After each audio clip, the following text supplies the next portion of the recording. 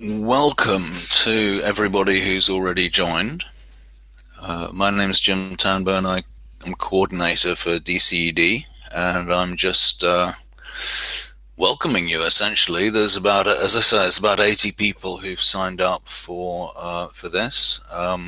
Not all have shown up, but we are recording the hour so that people can catch up afterwards. If you have comments or questions, there's a chat box in the bottom right hand corner which several of you have already found, and please feel free to post comments as we go along, and there's be more opportunities to contribute on a whiteboard that Nabanita will explain. Excellent. So basically this is two webinars in one. Firstly, Nabanita from the Secretariat, my colleague, will talk about a self-assessment tool that she's been working on based loosely on the DCED standard for results measurement, which in essence is about enabling you in the field to work out how equipped you are to take part in adaptive management, to adapt your management as you go along. Adapt your process. She'll explain the experience so far, and then we're delighted to have David Slane of IFDC Reach in Uganda talking about, first of all, the project, and secondly, the experience in adaptive management. And then finally, third phase of the webinar will be getting your views on what DCED should do next on this, if anything. We're very open to all and any suggestions on how to take this forward, and in what form or what else we should be doing. So let me hand over to Nabanita, and we're not going to use cameras because of bandwidth issues, which is a pity, but I think we're just living within our means. So Nabanita, let me pass to you. Thank you, Jim, for the introduction. I hope everyone can hear me clearly. If not, please do use the chat function at the bottom to let me know. But I hope this works for now. As Jim has already introduced me, I also work for the Secretariat. And I was involved in development of this self-assessment test. So very quickly, just to go over what is adaptive management before we get into the test itself. Adaptive management is this process of fast iterative learning in order to change to rapidly changing circumstances. I think it does. I don't think adaptive management is changing your goals as per se during implementation. It is rather about changing the path that you use to achieve the overall goal of the project based on the changing circumstances that you face. I like this diagram used in the USAID program cycle, which sort of shows that, you have the strategy, then you have project and activity design and implementation and monitoring and evaluation. And basically in the middle of all of that, you have the learning and adapting, which goes on continuously in order to influence the results that you're trying to achieve in the end. To tell you just very briefly about how we went on to designing this test, what we started with was basically we tried to look at what existing guidance is out there, because we did not want to replicate something or just create something on top of what is already there. And some of the things that we looked at were there's a lot of guidance from USAID on this collaborating learning and adaptive framework, which is basically a 6-part framework, which is basically collaborating, learning, adapting, culture, process, and resources, which has several subcomponents built into it. And this gives really a detailed picture of, what are the things you need to take into consideration in order to do adaptive management. They have an online course which explains how to use this framework, which is quite useful. I'll quickly type in the link for that in the chat box in case any of you is interested to learn more about that. So that's something we looked at in detail. In addition to that, we also looked at the GLAM initiative, which stands for the Global Learning for Adaptive Management. That's something which is funded by DFID and USAID, and it is the global network that aims to synthesize the learnings around adaptive management. And they also have some published guidance papers on like how to do adaptive management. In addition to that, I think you see like different projects come up with their own tools and guidance on how to do it. The DCD, as Jim already mentioned, our tool, the test that we have designed is also based around the DCD standard because it's also covered in a lot of, it's covered by the standard when it talks about like, having a process by which you use results chains, reflect on your, reflect on the learnings of your, program and then use it basically to guide your management decisions. And also Beam Exchange has a lot of kind practice around it. But what we thought was missing perhaps is basically a test which gives you a status check on like, okay, if you think you're doing adaptive management or if you want to do adaptive management, do you have the right process in place? Are you, if you're doing it, are you really doing it correctly, or do you think you're doing it and you're not? And based on this premise, we thought like, okay, let's try to make something which is easy to take and like it can be done online, and then like use it as a test that projects can do very quickly to find out their status in terms of like, okay, are you doing it or are you not doing it? Moving on to my next slide. So what we have come up with is basically an online test, and we had shared the link for this, but I'm going to again also very quickly share it on the chat box in case you haven't seen it. Hello. Yeah. I hear myself echo. I don't know whether you also hear it. I'm just going to quickly mute myself and unmute myself again. Don't worry, Nabanita, you sound very clear. Okay, great. Okay, so what we've done is basically we have come up with this test to check whether projects are managing adaptively, and it's divided into two sections. The first section is on readiness, and that really that is basically a check to see whether you have the tools and systems in place in order to manage adaptively. So it looks as things like research. Do you have the budget to do like research so that you can use it later? Do you have operational flexibility? So which means like does your donor give you enough flexibility in terms of changing log frames or changing contracts so that based on findings you can change the way you're working? It looks at things like staff skill set, organizational culture, etc. And then the next section is on application. So if you are actually a project which is managing adaptively, or which things that you're managing adaptively, are you really doing it in practice? And this looks at things like, okay, in the past, have you done information collection based on what you're doing? Are you actually using it to inform your decision making? Have you taken any decisions lately which really reflects on what's happening? And how have you used that learning in practice? That's things like, are people like discussing the findings? Do people feel open enough to like have honest conversations based on like what is working and what is also not working? And the way it's designed is that you start with the readiness, and then if you are a project which has gone into the phase of actually doing it in practice, then you move on to the section of like application. It's designed. It's basically designed around 26 questions on a Likert scale, which goes from 0 to like from strongly disagree to like strongly agree. And what we do is like after you basically take the test and you share the results using this online test, we use the email address you have provided to send you the response to your test. What we did was like we designed this tool in last year, end of last year, and then we also shared it with 6 different consultants to get their opinions, which was basically again incorporated in improving it.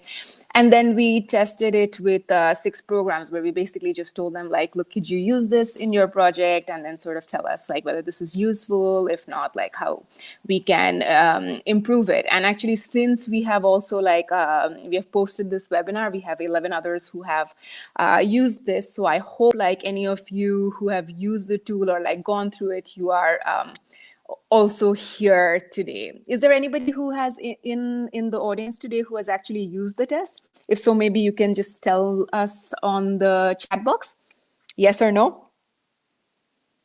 I'll give it a minute.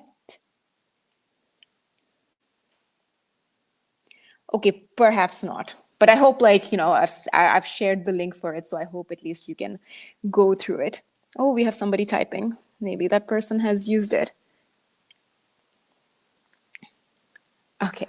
Anyways, we hope that we are really right now using this webinar as a way to like get your response also on like, you know, whether this is useful for you and how we can improve it. So the test results is email, as I said, it's emailed out to you. And what we have is we have a radar chart which shows the scores. It shows the comparison of what your project is doing in comparison with the average. And the average is very reliant on like, you know, whoever has taken the test. So right now, like the average that we have is based on the 17 people who have actually used this test so far. And then what we have decided is that like an area of strength would be the areas where you score above 3.5, and if you score 3.5 or less than that, it is an area of weakness. And the idea is that like you would need to pass at least, well, you would need to get above 3.5 in at least 5 of the areas in order for us to make an assessment that you are managing adaptively.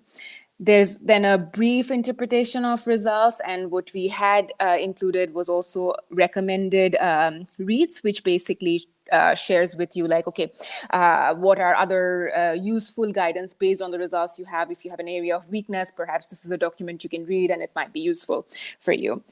I will now pass it on to David from IFDC, who has also used this tool, and David will share his experience on that. Passing on to you, David. Thank you, Nabanita. You're welcome. So Nabanita reached out to me a couple of months ago and asked me to participate in sort of the pilot of the questionnaire, and I received feedback very much like it's on the screen at the moment. So what I would like to do is talk a little bit about the REACH project, which I manage, some of the processes that we've been going through in the project, and my overall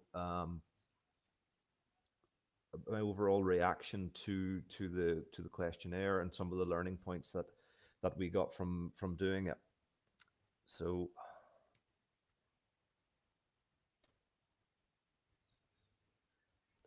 very quickly, the Reach Uganda project is actually a project that is targeting improving household resilience. It's implemented by the International Fertilizer Development Centre. We're funded by the Embassy of the Kingdom of Netherlands. Cardno EMG is one of our project partners, along with KIT, which is the Royal Tropical Institute in the Netherlands. David, can you perhaps, sorry to interrupt you, can you perhaps unmute and mute yourself? Sometimes I think like that, mute yourself and then unmute yourself, because some people say they can't hear you clearly. That happens sometimes. Can you hear me now?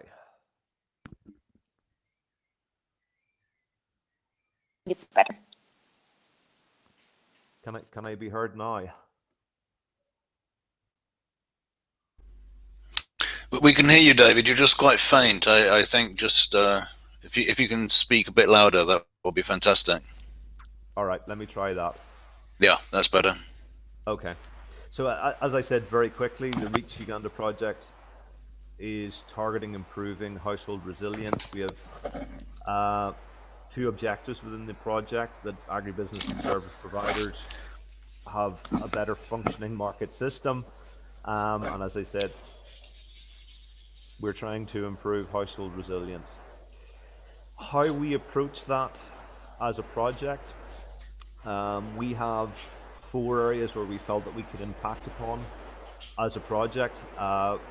Looking at improving climate smart agricultural practices within households, looking at income diversification, looking at access to savings, and also looking at joint decision making, which is a very strange way of really describing gender dynamics within households.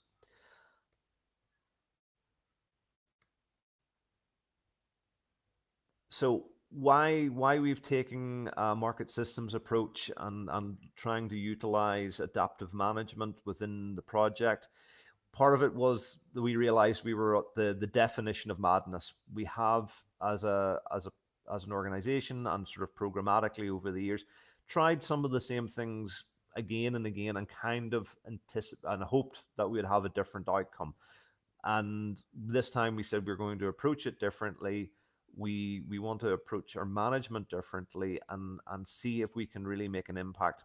Also, a sustainable impact. So really what we've been trying to do is improve the sustainability of the project and the activities that are within it. And we also wanted to try and achieve better private sector engagement because we see that as being critical to the long-term sustainability of our interventions.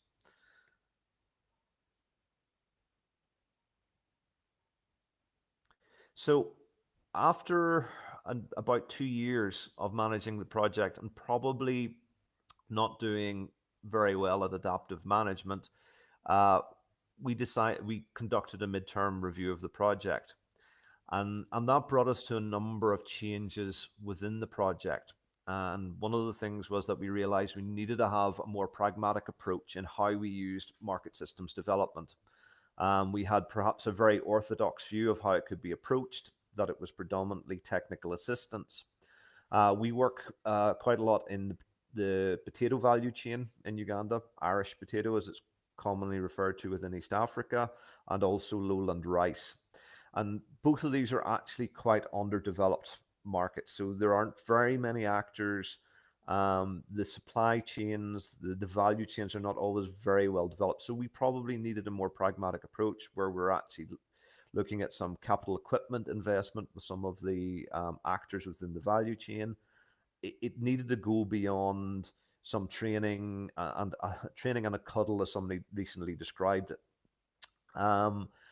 Also looking at our overall project design and our staffing, we realized we were very understaffed, and the staff that we had were very scattered. So we had quite a decentralized approach. We had staff in Eastern Uganda, we had staff in Southwestern Uganda, and we realized that we needed actually more business staff, and we needed to have them all together to improve information sharing, to improve our learning, and really to be more effective as a team. Also, we formerly had quite a conventional monitoring and evaluation system, which was focused towards perhaps part of our project also involved a lot of direct training of farmers. And so we were very good at capturing that direct training component, but we weren't doing a very good job really on looking at the higher level impact within our project. So we have now, as a project, migrated across to using a more DCED standard type of results management. And we've also tried to make sure that our males and agribusiness staff are actually much more integrated rather than being two separate teams. And finally, we also, which is a big step for IFDC, considering we are very focused on agriculture, we've actually phased out of blanket training of farmers. We will continue to do farmers, but only when it's really contained within the partnerships that we have with the private sector. So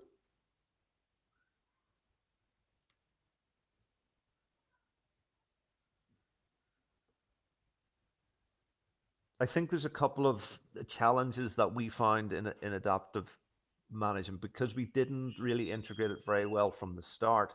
We had to hit the pause button back at the end of 2018 and reflect upon what we had learned from our midterm review and realizing that we really hadn't really been thinking on our feet enough. We had kind of set a course and we tried to go tried to stick to that course.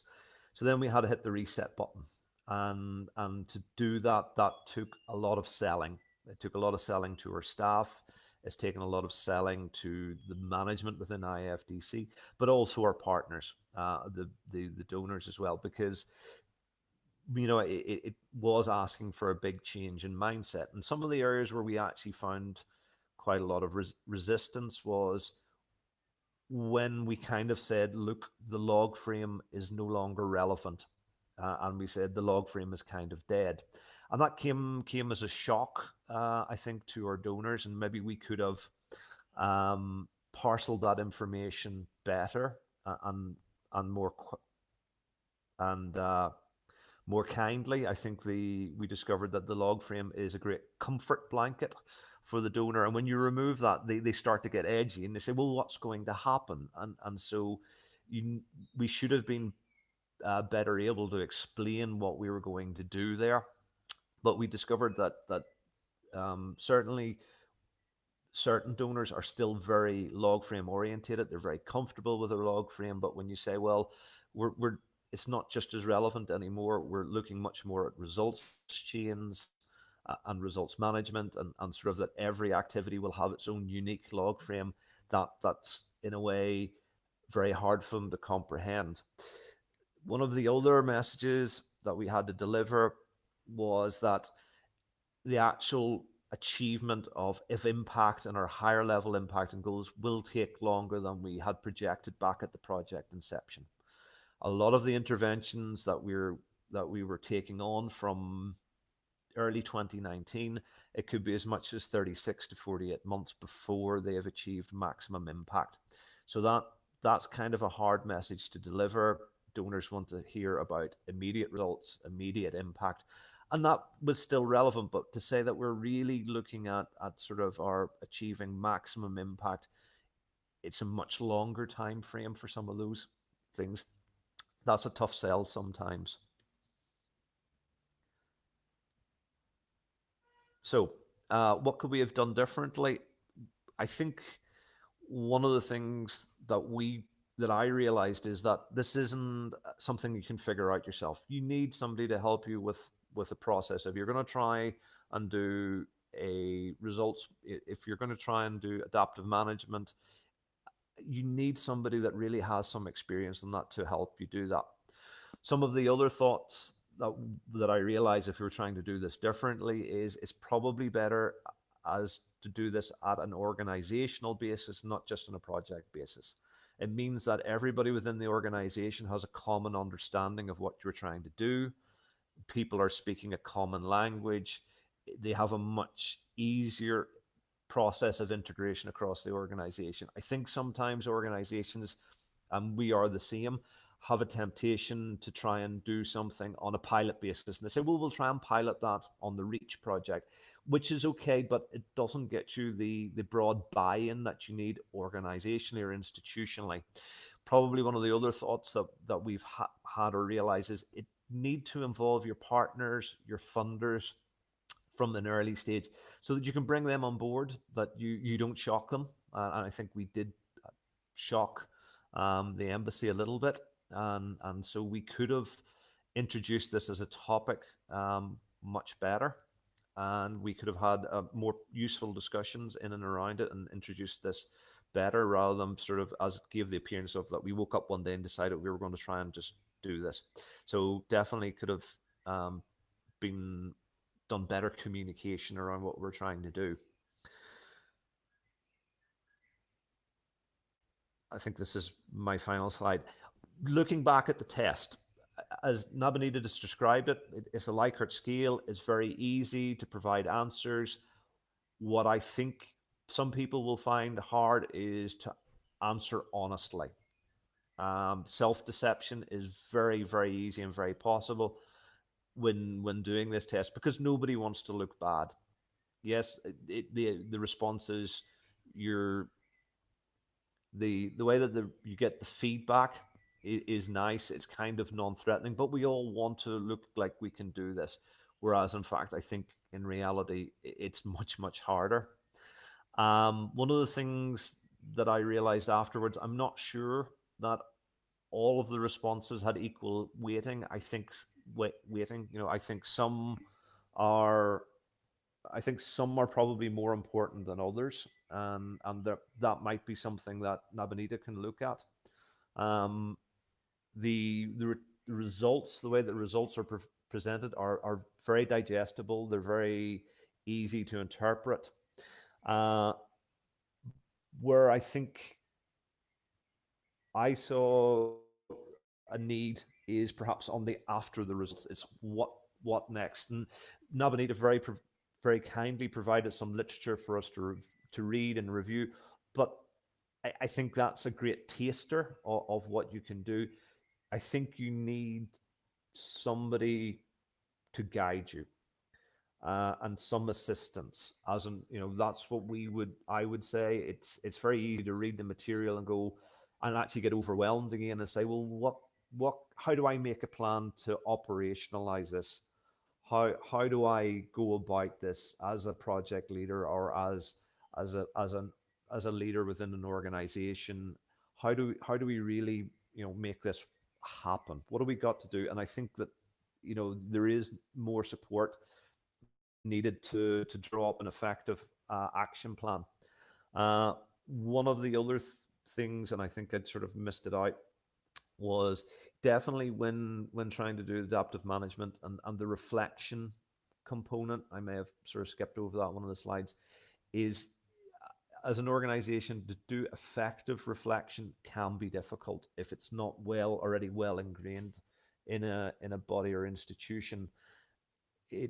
We were pretty good at having reflection sessions, but actually converting that into effective, meaningful, actionable things, we probably weren't doing very well. Perhaps getting better at that.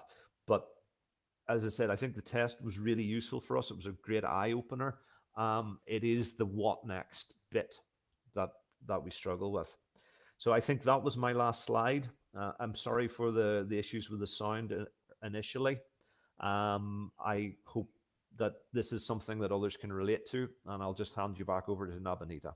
Thank you. David, for that frank sharing of your experience. And I think even as I was hearing you speak again, it made me also reflect on the test.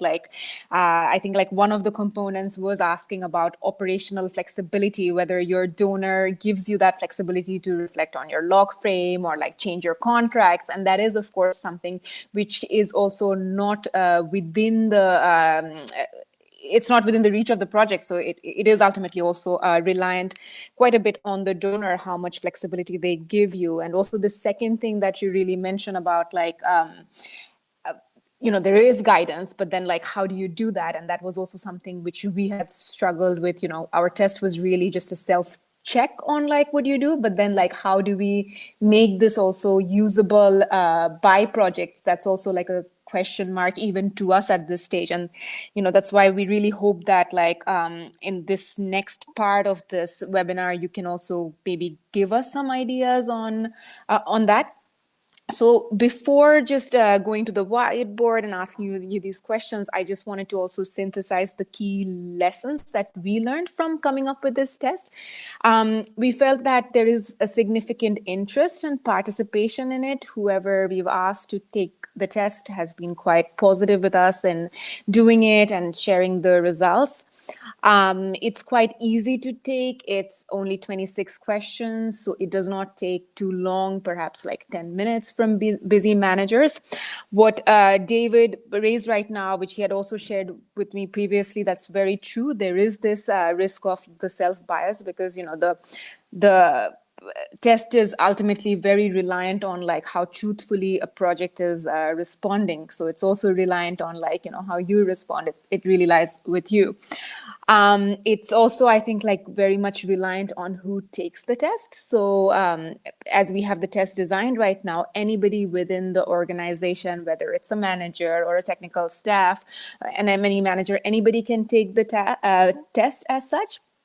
What we at some point thought that it might be useful if you take, it might be useful and even interesting to get different people within a project to respond to see what everybody's perception of it is, and then you can use it as an average. But we haven't really done that because that is also quite labor intensive. Different people have to respond to it, and then we have to also make an average out. So we haven't done it right now. The average is very much reliant on the responses that we get. So it is not really a true representation of the industry standard. The average that we have right now is currently just literally based on whoever has taken the test. And the other problem in relationship to that is that the average will keep on moving based on the number of tests. So I just wanted to share this example. Initially, we had 6 projects who piloted this. And then after that, people who have responded has increased. So I tried to change the average based on the responses.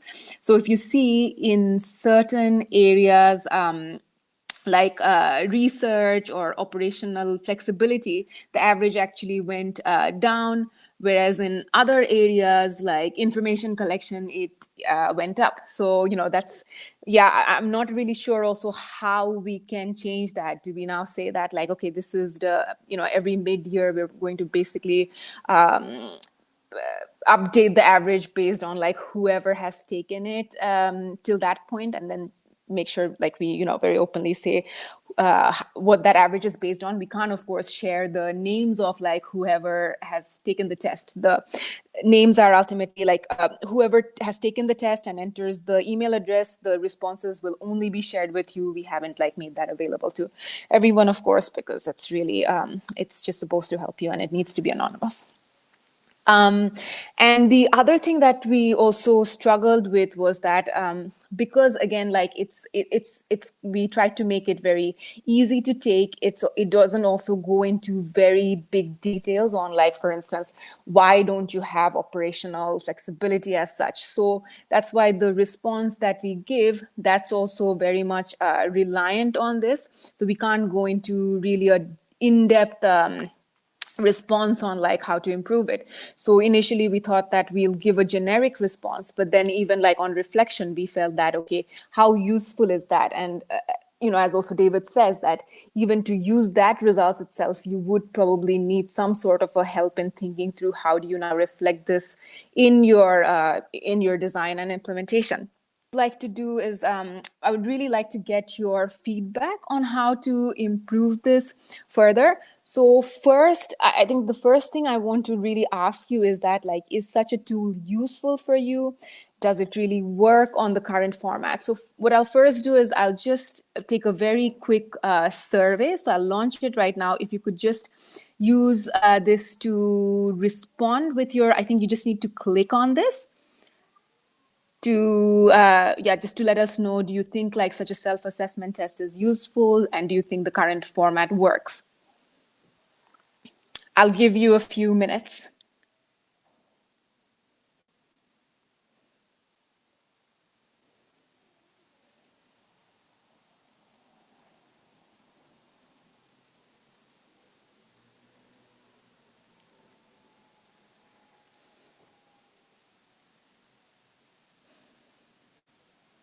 Maybe another minute.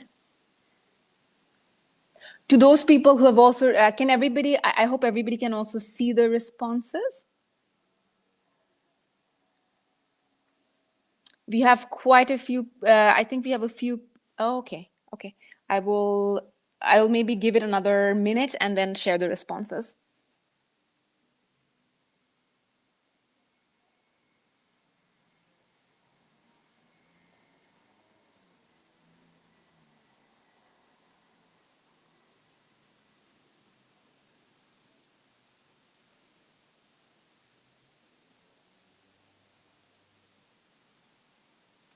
We have about half people who have, I think, responded right now. If I'll give it another 15 seconds or so for people to respond, maybe.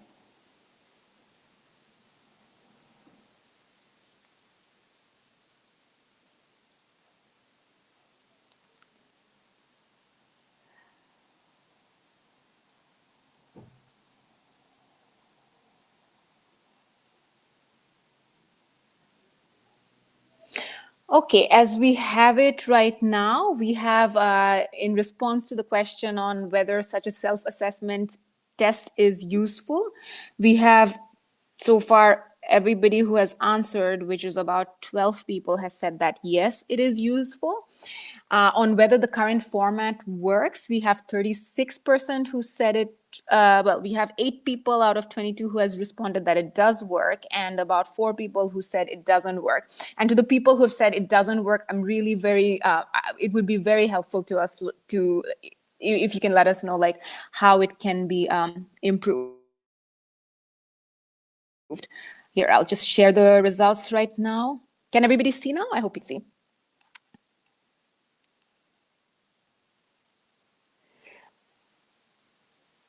Okay. Moving on. So like, again, as I said, we would really like to get any sorts of tools and tips that you have on how we can really improve this test further. So the first question that I had was, I'm going to use the whiteboard, and you can use the pointer. You can use basically at the bottom of your screen, you have this icon of which shows T, and there you can go into the text to respond to it. So I wanted to ask a question on, like, first of all, how do you think we can reduce the self-assessment bias? Let me move this forward. One sec. Yeah.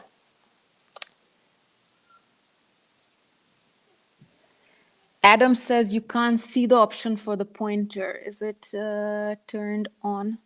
Adam, can you see it now? Okay, great. Thanks. Okay. Can other people use this right now? You can maybe even use the chat box to type and let us know if you can't.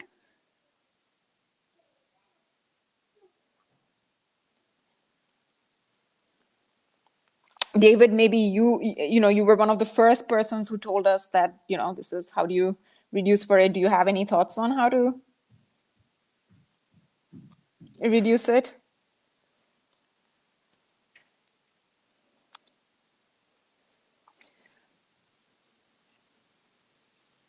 Olawale, I think like if you go down on the T icon and if you click on the text, then you can also type it out.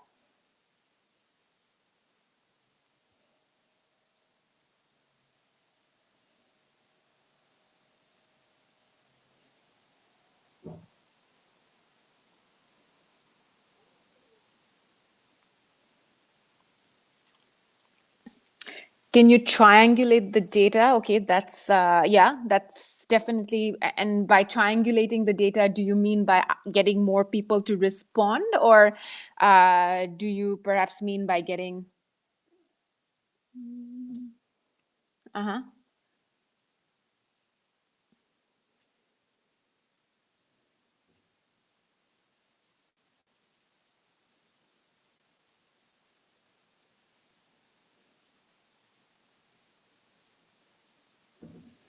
To have a team to have different people respond.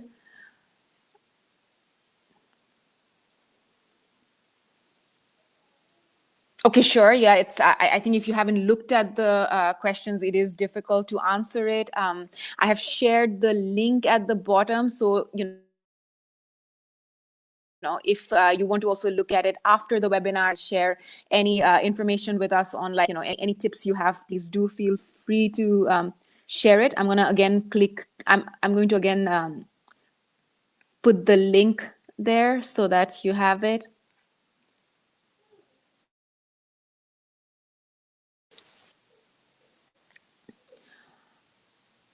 A mini case study on what a good program looks like, and then ask program to rate performance in comparison to. That's actually an interesting idea. That's a good idea. Have an advisor or consultant complete it. Yeah, that's also an interesting idea. I think we could, I guess that's also up to the project to do it. Perhaps a way could be having asking a project to get different people to respond, and they can also like tell us like which one is like the external consultant who has done it. But then again, the project, then the person needs to know the project. I can't see your, are you, just can't go to the site somehow.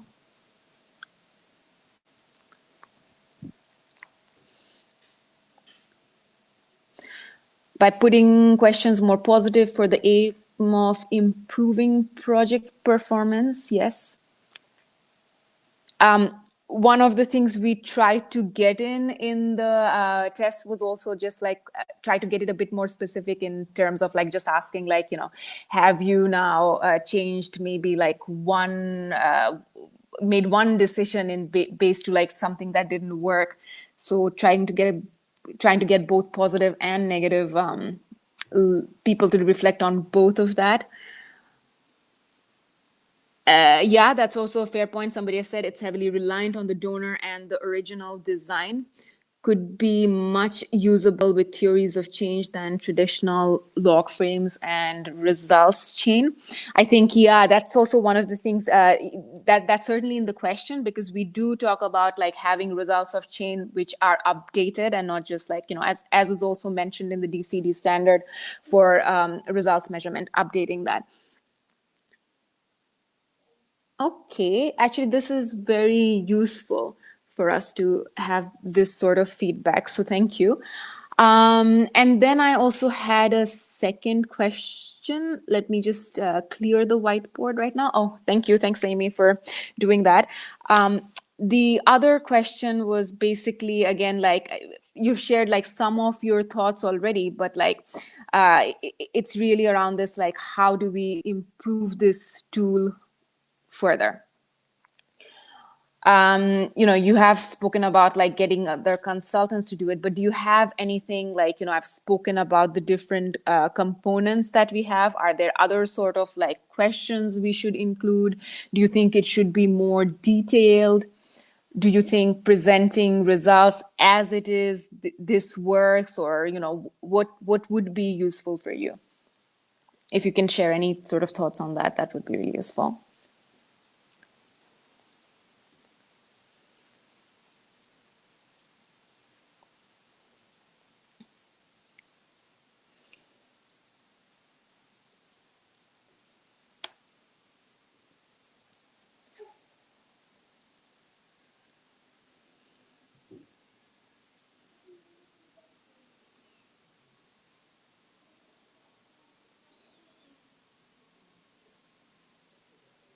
It could use some more details. Okay, on the questions, I guess. The feedback presently is generic. Yeah, we have struggled with that. And when you talk about like being more specific, do you mean like it's also like, be aware of the fact that like we are just responding in response to the answers that you have provided. So, to give detailed guidance requires also quite a bit of analysis, which requires more resources, which we don't have.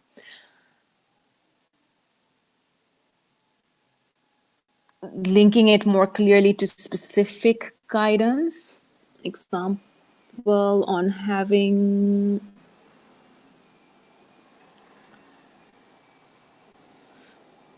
okay, yeah, that's easier to see. I also like that it could use some more details and participatory reflection of findings. And by participatory reflection of findings, you mean share it with the project and get it, or?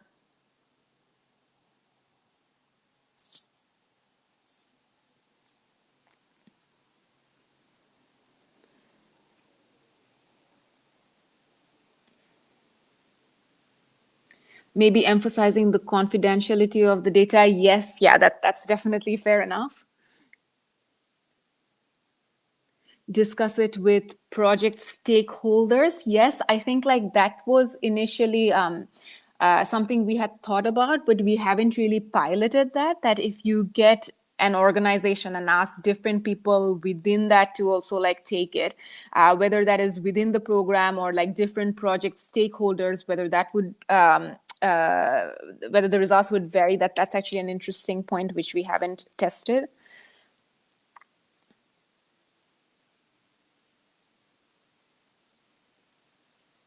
this is actually quite useful for us to take in. But I think like within DCD also we did struggle with like, how much is it enough like as a useful tool, because there is quite a bit of guidance out there in terms of like, what can be done. As I said, there is like USAID has something, and then there's the GLAM initiative, and we don't want to also replicate that too much. But I think based on what you have shared so far in this webinar, it seems that there seems to be certainly an appetite for such a tool. And I guess there's also an interest to keep it as simple as possible. But I think like the key learnings that I take today is to make it to make sure that it is much more reflective on others within the organization. So to keep it participatory, I like that a suggestion also of like maybe having a consultant or somebody outsider to respond to the questions. And this, I think like this tip on like emphasizing the confidentiality of data to also like, make sure that we get people to answer as honestly as possible. Yeah. That's definitely a good point to hear, but at the same time will be always limited to that will always be there, I think.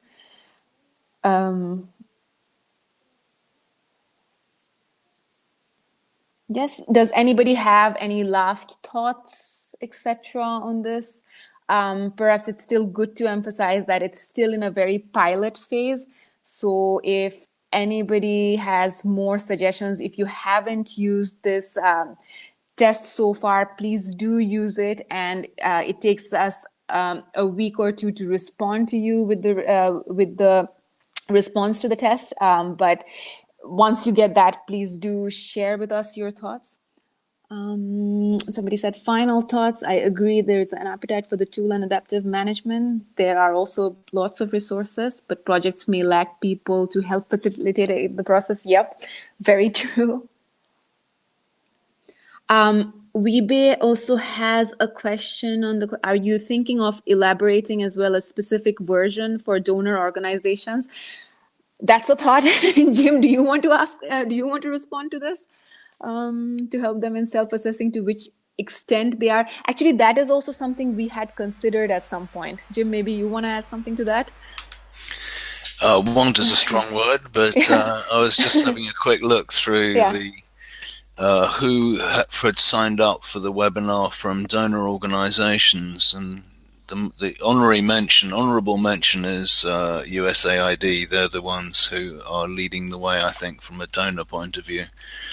It's complicated from a donor point of view. That David was talking about the log frame being important.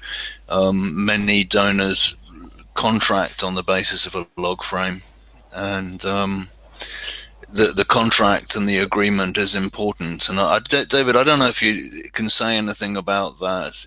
In other words, the upfront agreement on which the funding was based then needs to adapt as implementation rolls out and the goalposts move. And it's not a simple situation. That there's probably needs to be give and take on both sides. Yeah, it was quite a complicated process, and in fact what we ended up doing was creating a kind of hybrid between a results chain and a log frame to provide some very broad indicative guidance on what we expected would happen at sort of an outcome level and at an impact level.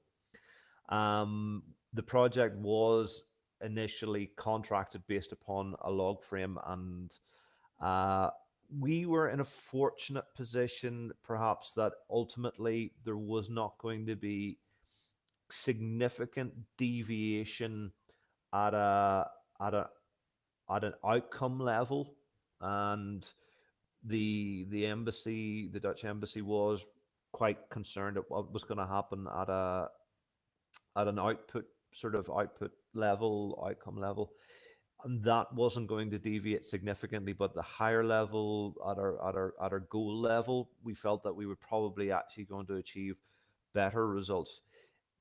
But that being said, it required quite a lot of discussion and negotiation. It required investment of more time than we had anticipated. And that kind of goes back to the slide where I was showing when we've hit the pause button, and we did have to pause activities and really have quite a shift in direction ultimately. And I think that was probably one of the mistakes that we made, not having a more adaptive approach from the beginning. This could have been something that could have happened more slowly, or could have happened continuously up to a point. But I think donors are really only willing to accept a certain amount of shift. Even USAID, who are definitely the leaders in this, and actually a lot of that comes from work in Uganda. Their CLA was actually really came out of work that they were doing in Uganda with the USAID mission here. So it's not easy, but again, that goes back to the mistakes that we made.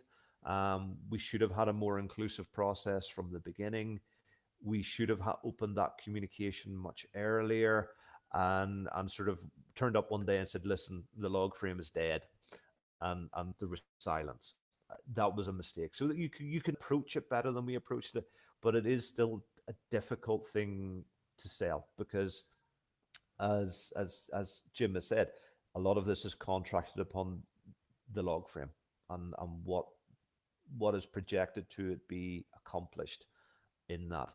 And that's what they have to go back and use to sell to their head office, and which has to be ultimately sold to politicians. So it's definitely a hard sell.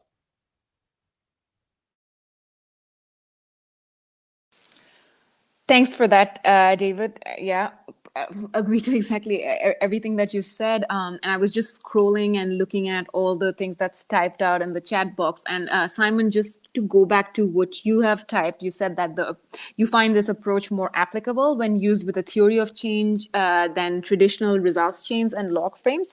I think the way we also define results chains are like, the way we define right now results chain, either in this tool or even in the DCED standard, is really a tool that needs to be updated at a minimal every year, hopefully much more than that.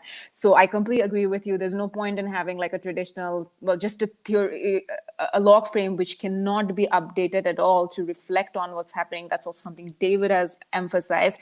And exactly the same applies to the results chain. It needs to be able to ultimately reflect on what is happening, and so that, yeah, it's a reflection on project reality versus like being just a standalone, something that you stick in a wall. So yeah, I think this was quite useful. Jim, do you have any ending words? My ending word is my mouse is just packed up, so that's why I couldn't. No, I think just thank everyone for their participation. Please send your comments in. I'm very taken with some of these comments on the whiteboard. Very useful, food for thought going forward, looking at different facets rather than overall readiness score, things like that. So we'll take those on board. Do use the tool or try it out if you haven't, and give us your comments. And thank you particularly to David for sharing his experience, and also to Nabanita for making it happen. Thanks to everyone, and we'll be in touch.